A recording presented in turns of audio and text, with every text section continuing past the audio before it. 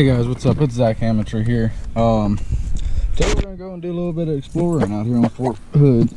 I'm not sure what we're gonna get, or if anything's gonna be of any real size, but we'll get something, and you guys will see it. I'm pretty much gonna put every catch in this video. Hopefully I'll be able to find some suckers, which I haven't been able to catch, but most of the areas here on Fort Hood are closed right now due to training. There's only 2 spots open and I've been to neither. So I'm gonna be trying to find some creeks, and if there's creeks that are holding water, there's gonna be some sunfish in it, guaranteed. Probably be some bass. Hopefully be able to find some gar and some suckers. So let's get to it, get out there.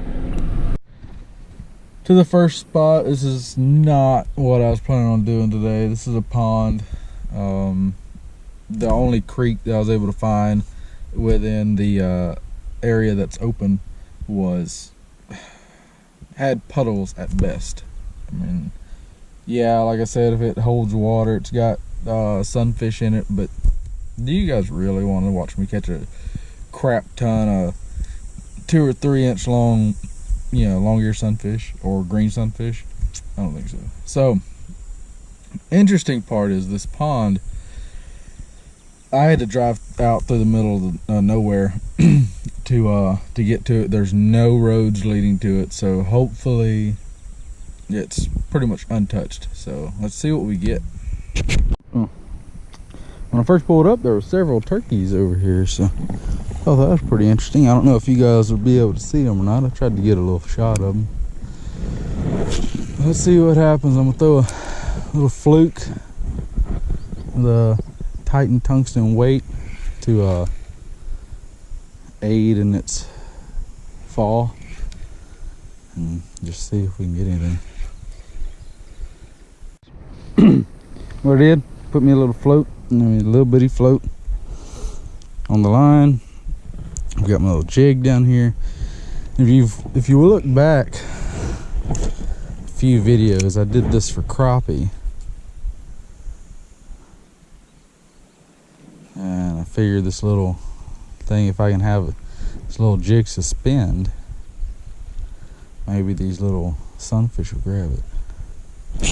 Oh, something nailed it. I missed him though.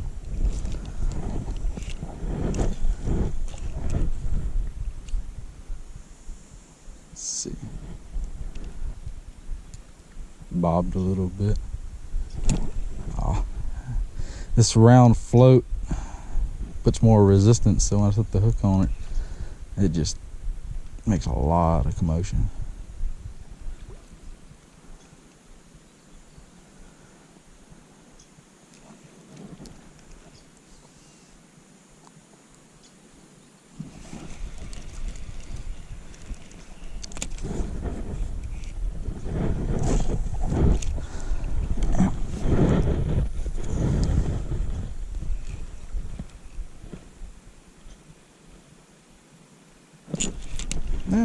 Oh, he came off. I had that one.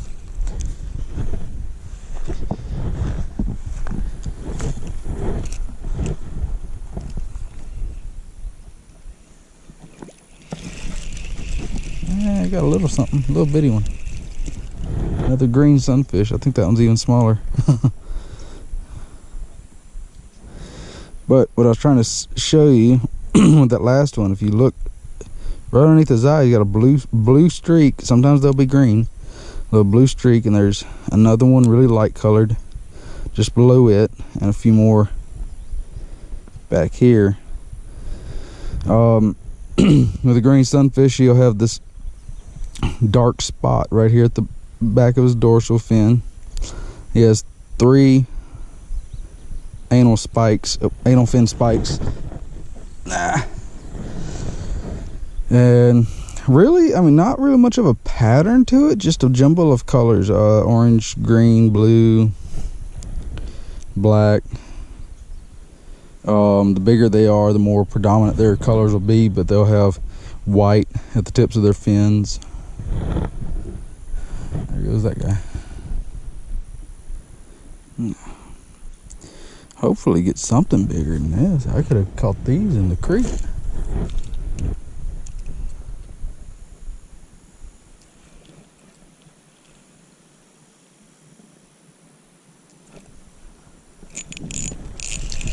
There's one. Slightly larger. That's another green sunfish. This one is bigger. You can definitely tell these stripes that I was talking about.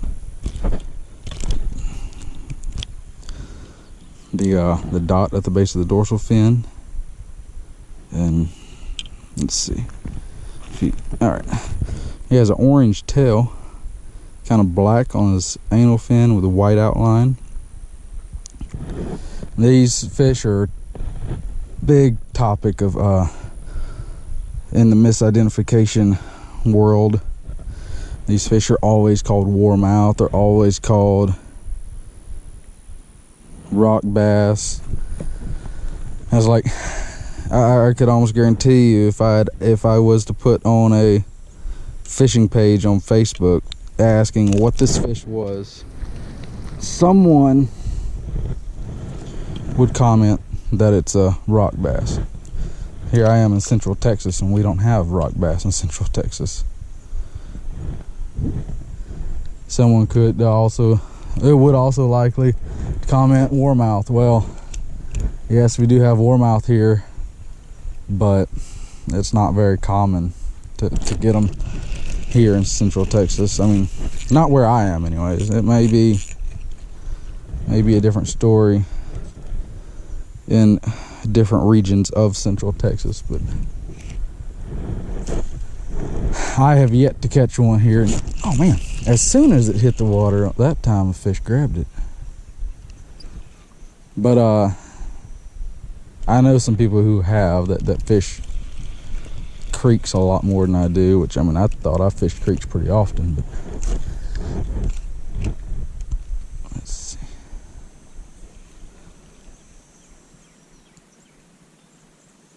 Right quick, I'm going to show you guys how to put a trailer hook on a spinnerbait or a chatterbait in this case. Trailer hooks are actually really important to throwing one. You're gonna get a lot more hookups because a lot of times you'll miss fish that you don't even know it hit at the bait because they hit real short behind it. But anyways, so these are, got these from Bass Pro. They're the XPS spinnerbait trailer hooks. These are 1/0. They come with this little plastic tube and 10 hooks. So it's just, you just put it on the eye of the hook, take the scissors, cut it. I'll put that back in there with the hooks here in just a second.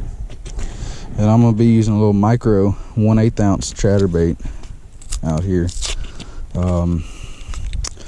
But get this open. I've got scissors. I ain't never said that I was very smart, but I can figure some stuff out.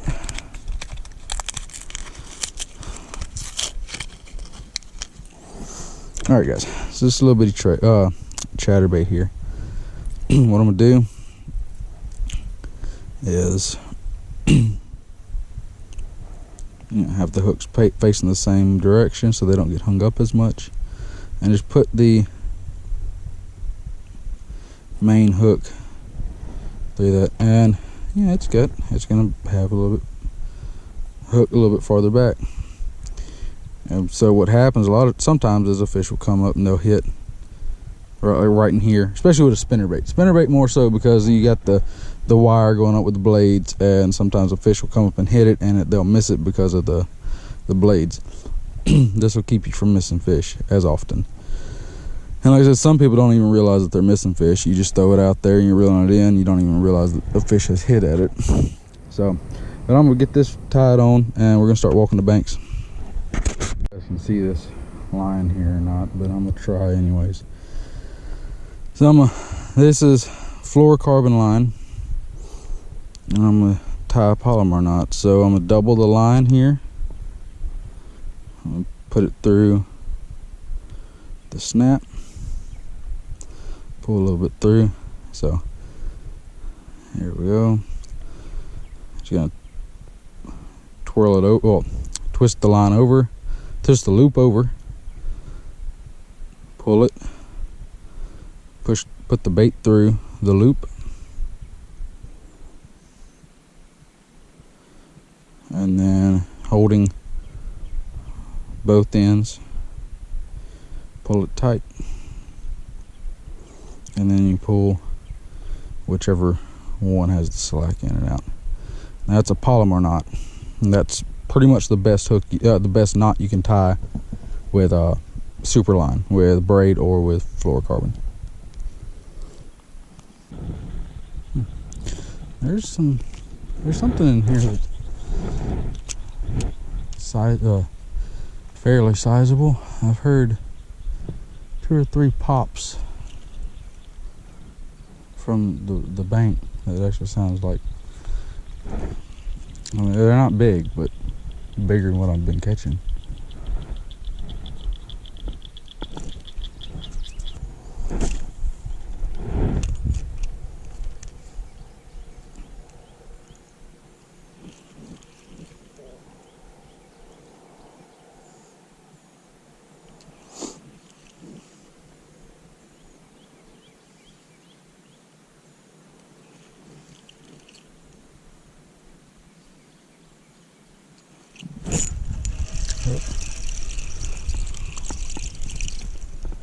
Yeah, another green.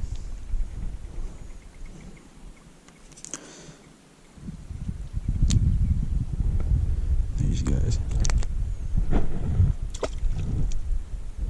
So I'm starting to think there may not be any bass in here, because from what I've seen, green sunfish really take over a spot if there's not any other aggressive predatory fish. You know, play like small creeks where there may be bass, but there's not a whole lot of them. They're not very big. Green sunfish and long-eared sunfish, for that matter, tend to take over a spot. Green sunfish, more so than long-ears, will take over a pond like this. A small pond. I mean, you get some green sunfish in here, and you can get some big ones. Oh, I have caught some green sunfish out of ponds that were easily a pound or bigger. But that's from what I'm gathering, more than likely there's not even any bass in here. If there are, they're very small or very few. Okay, folks, so I left that first spot. All I was catching was a little old green sunfish, and just had seen a little speck of water on the map, and this is it. Pull it up. Now there is a trail coming in here, so people have came in here before, but it just goes right here. Well, I notice all the grass that's off the edge, like the aquatic grass. And then obviously we have this grass here, and the ground's pretty squishy. Well, I got to looking around, and this corner over here looks pretty good, so I figured I'd walk to it.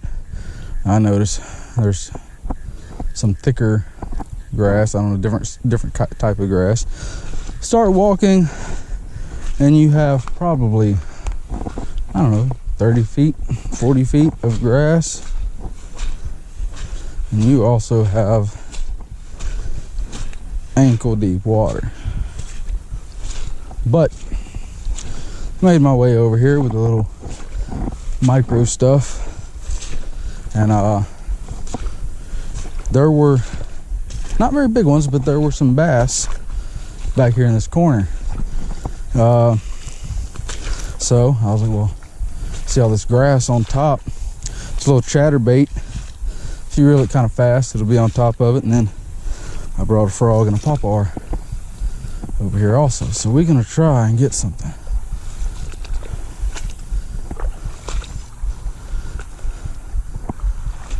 There was several bass in this area. Hopefully we get something.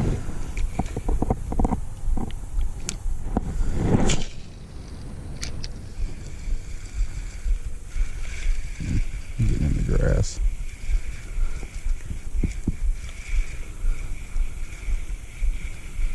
Yeah. I'm gonna go ahead and change from this chatterbait. It's just getting hung up in that grass, which I was worried that it would, but I figured if I reeled it fast enough it'd be on top, but I'm having to reel it too fast. So first thing I'm gonna try is the frog.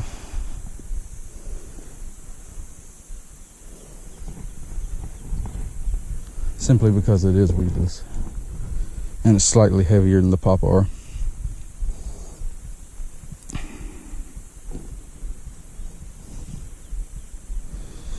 And I'll watch it be big sunfish in here instead of bass. It'll make me look like an idiot.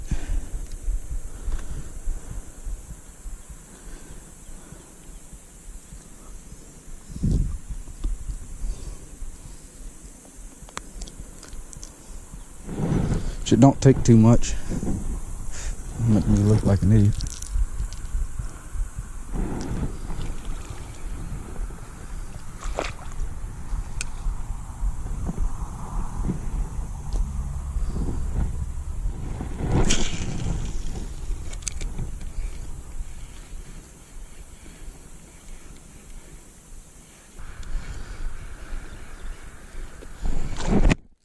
No, I missed him.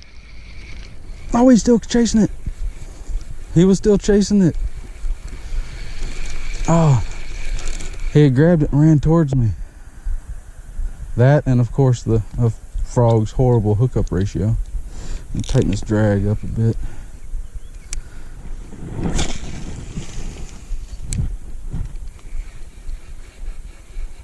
Oh, got one running up to it.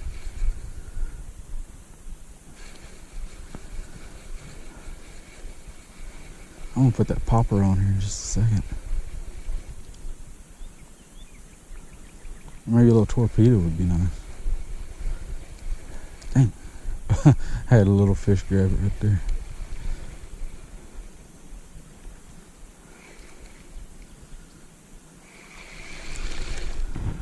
I got a couple of smaller torpedoes. That was a nicer fish that grabbed it.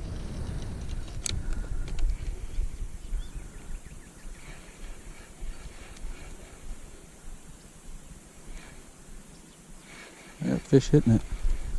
They're just not committing to it and smashing it like that first one did. So that first one, when I started reeling it in, he was chasing it again. I'm gonna put on this popper, see what happens. I'm not gonna be able to throw it as far as this frog because of the difference in weight, but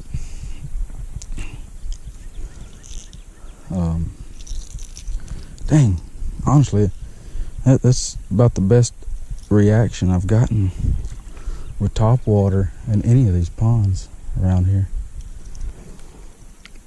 All right, let's see what happens over here.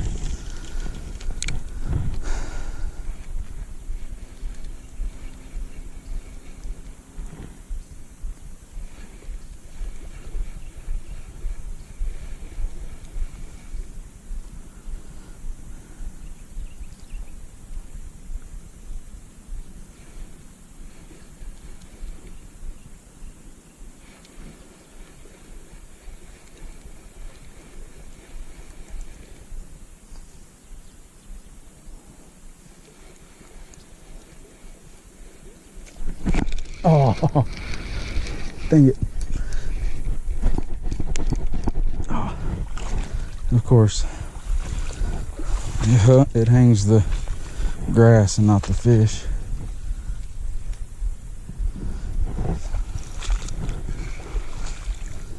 I'm gonna throw it out in to the center of the pond over here, see if I can't get that larger fish back, or a larger fish. Already had one hit it.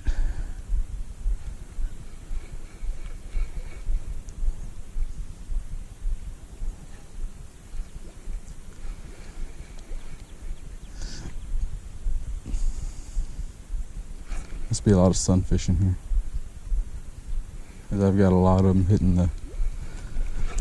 Oh, how did I miss that fish?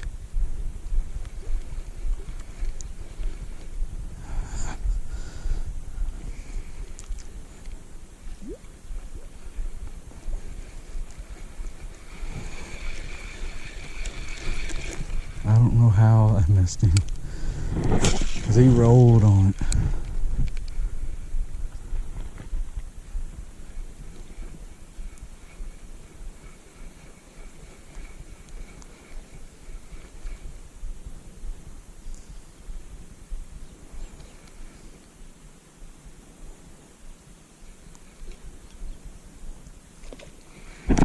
Got him.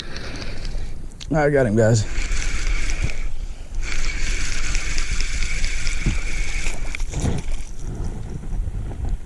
There we go. Little Fort Hood popper bass. It's a black and chrome Rebel popper, just old school. Get a picture of him right quick and get him back. Guys, let's get him back.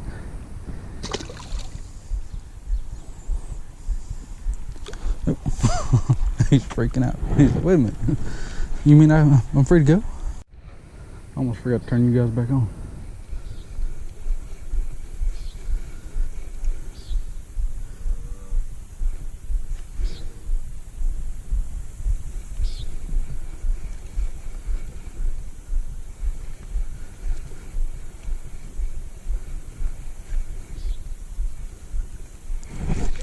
Oh, I missed him, but it looked like he turned to come back.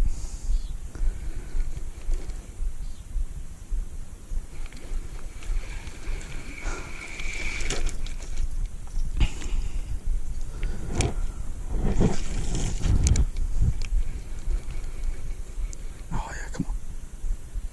Oh, he swam right past it.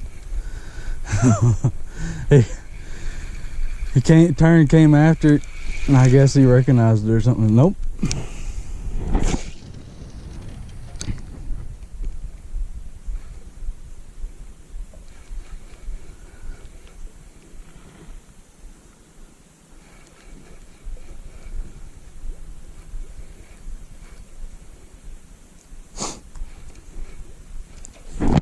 there's one.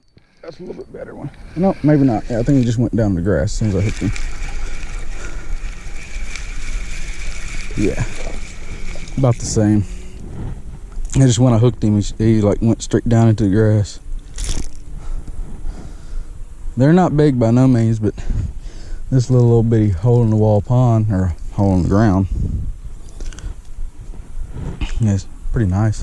If I'd came here during my tournament last time, I might would have got more than one fish on the board. All these look over, well, both these look over 12.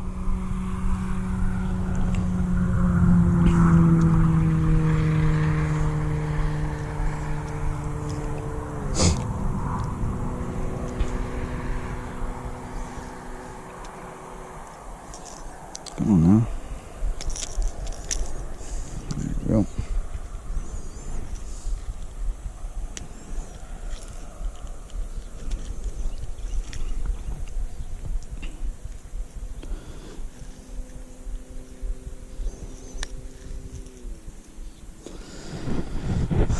Alright, and I would hook my own shirt.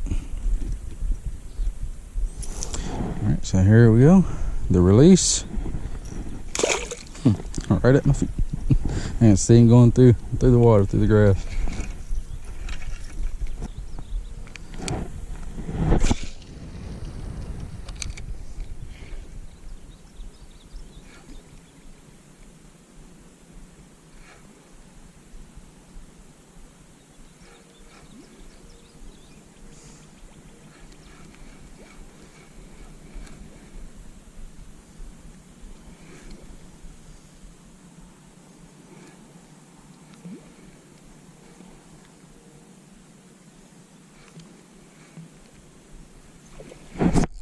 Oh, we got another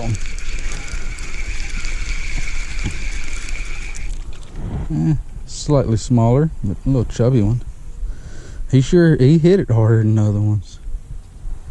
I'm kind of a firm believer that the smaller the fish, the more the attitude. These little fish are hitting a lot harder than...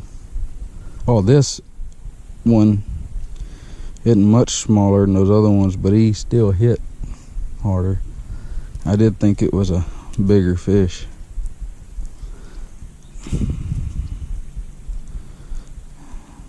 He wasn't getting off of here though. That's for sure. Ooh, he about got me.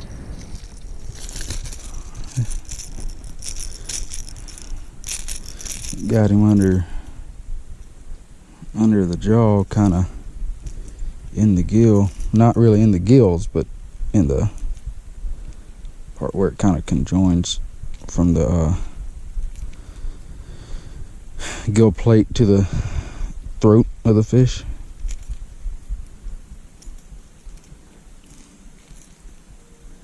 Let's see if I can get him off of here without hurting him too bad, without him hurting me.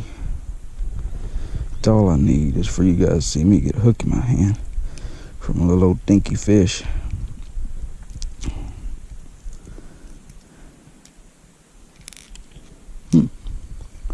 It actually went into his mouth from outside the gills.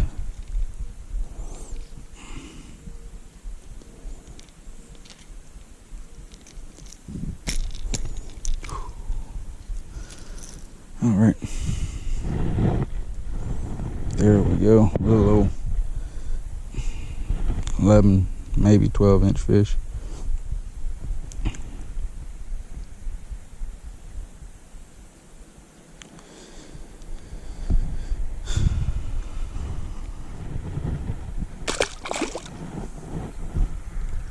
Oh shoot, he came back and hit me in the ankles.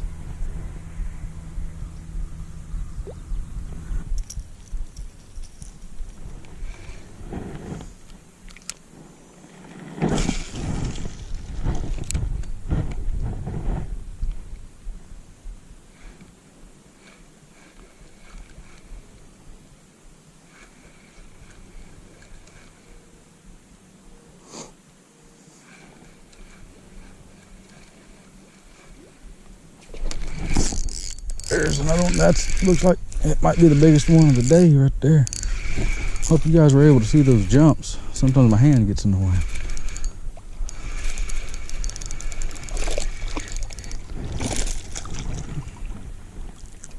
I mean, he's far from a big one, but he's the biggest one so far.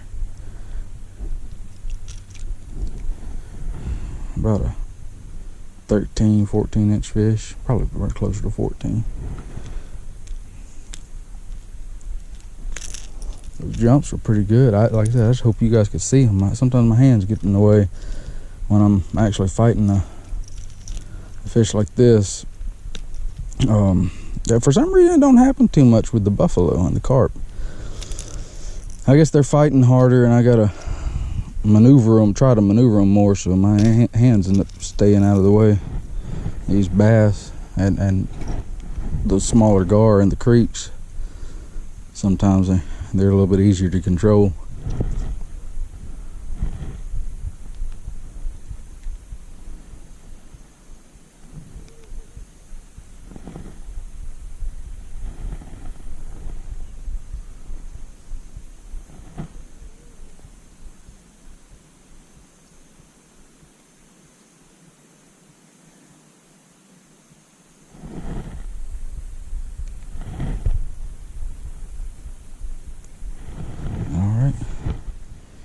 Hey, going back. Yeah, that was definitely the biggest one so far. It's a pretty good hit too. I like the way that one hit.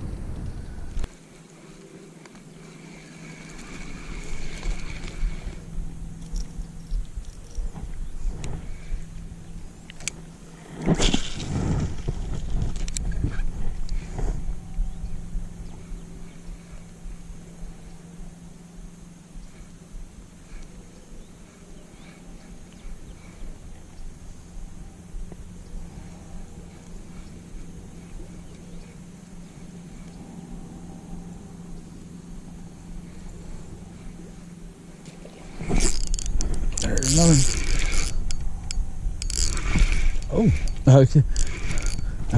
I think this one will be bigger than the last one.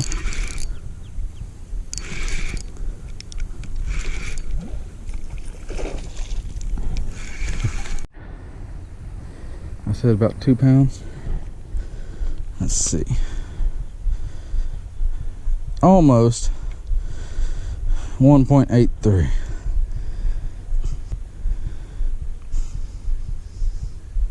I'm gonna let this one go.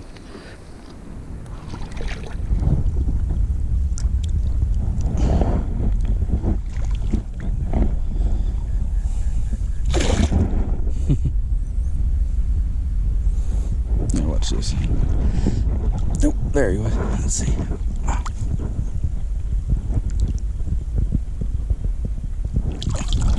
Caught him again. Go on, guy. You know, that face full of grass. There he goes. All right, guys. I'm gonna go ahead and end it here. End it on a good note. Wasn't a giant bass by no means, but better than my usual out here. I'm definitely gonna be coming to the spot again before I end up leaving Fort Hood. So hope you guys enjoyed it, and see y'all next time.